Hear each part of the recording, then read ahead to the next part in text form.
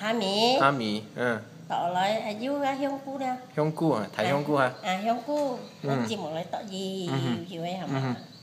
Tỏ gì vậy cái nhá phần Mỹ tỏ thì ra tỏ lại chảo cái mùi vậy.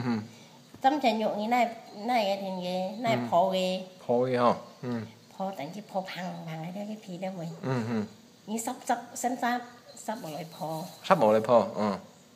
Sắp những như này cái phi à. Nó lụi tự chăm nữa. Nó liệu chăm đó là cái tụ phô vậy ạ. Phô kìa. Phô như cái hàng như này dùng cái chèn suy ha. Nó chim mà gì. Chim mà gì. Hàng cái phi. Miên à. Sắp liệu giúp phô liệu giúp chim suy. Chim vào suy đó. Chim vào suy cái hàng như leo ở lấy mùi nhau ha. Leo ở lấy mùi cái hàng như thường cái chuối nhộn.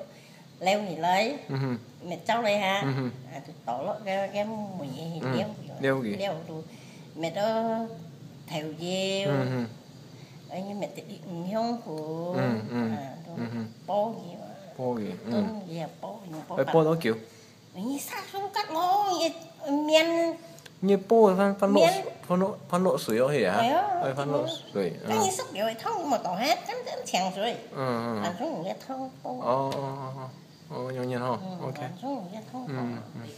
Ok.